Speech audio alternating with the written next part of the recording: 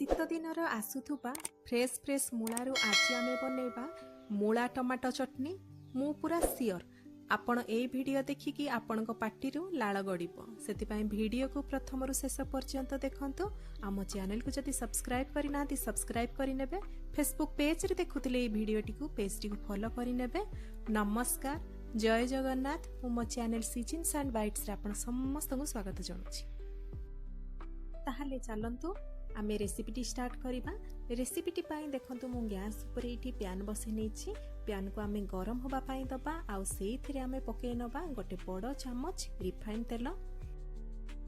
तेल गरम हे गला परे आमे सेइथिरे पके नबा टमाटो। मु एठी दुईटी बड़ साइज रो टमाटो को एठी मु काटी देकी पके नेछि। आउ जेतबेले भी आपण टमाटो नियंतु पाचिला टमाटो नेबे।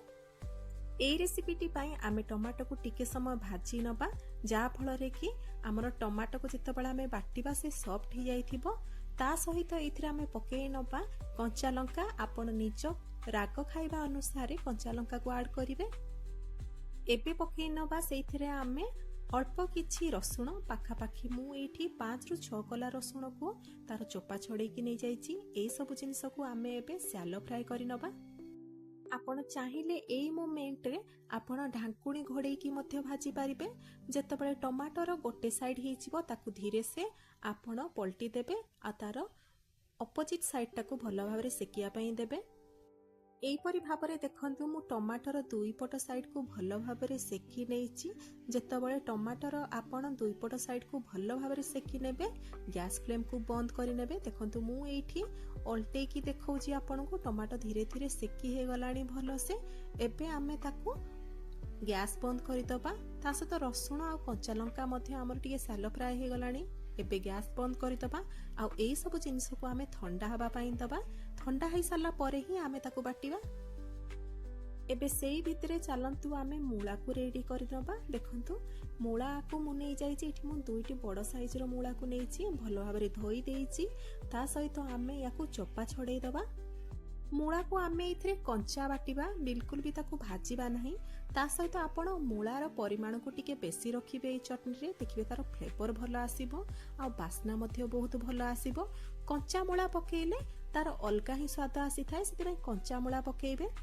मूला को मु एठी छोट छोट गोल गोल करिकी काटी नेछि जहा फଳରେ कि बाटिया पई सुविधा हबो। ता सहित एठी हमर टमाटो मध्ये भलो भाबरे ठंडा हे गलानी। एबे जेतिक भी आमे सब भाजी थिले टमाटो कंचा लंका रसुण को आमे मूला सहित भलो भाबरे बाटी नबा। मु एठी ग्राइंडिंग जार व्यवहार करिछि बाटिया पई, किंतु आपनक पाखरे जदि शिळबटा अछि सेइथिरे बाटिबे देखिबे तार बास्ना बहुत बढ़िया आसीबो। एई सब जिनिस को चलंतु अल्प किछि पानी देकी बाटी नबा। मु एठी पाखापाखी 2 बड़ चामच पानी देइथिली। आ देखंतु यार बैटर मध्ये रेडी हे गलानी। एई परि बैटर रहिबो। टिके पानी देकी बाटिले हमर बैटर टी भलो भाबरे बाटी हेजिबो। सेति पय मु एठी अल्प किछि पानी पाखापाखी 2 बड़ चामच पानी देकी ताकू भलो भाबरे पेस्ट बनै नेथिली।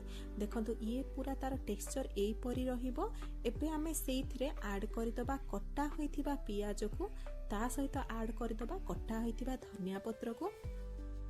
कटा होइथिबा धनिया पत्र आ कटा होइथिबा पियाज को आमे फ्रेशली पकेइबा। धनिया पत्र आ पियाज को आपण भाजीबे नाही किंबा ग्राइंडिंग करिबे नाही। एई परि भाबरे फ्रेश पकेइबे। एबे पकेइ नबा सेइथिरे आमे स्वाद अनुसार लूण। जति आपण देसी टमाटो नौचंती ताले लूणर परिमाण टिके बेसी रखिबे। काहेकि ना हमर देसी टमाटो टिके खट्टा लागे।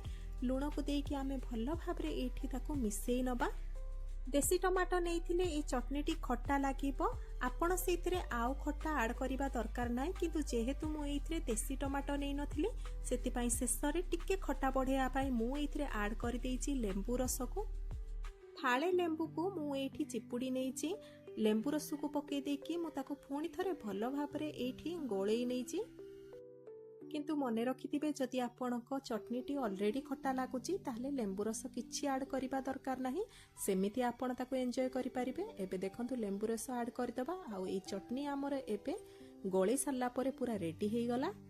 बहुत इजी आ सिंपल रेसिपीटी से रेसिपीटी को निहाती घरे ट्राए करंतु। वीडियोटी भल लगी लाइक टे निहाती करिवे। जदि ये वीडियोटी पसंद आसीथिबो सांगसाथी बंधु बांधव मानक सहित शेयर करिवे। मो चैनल को जदि सब्सक्राइब करिनाथि सब्सक्राइब करिनेबे। पुणी देखा हबो गोटे नुआ रेसिपी वीडियो रे। नमस्कार, जय जगन्नाथ।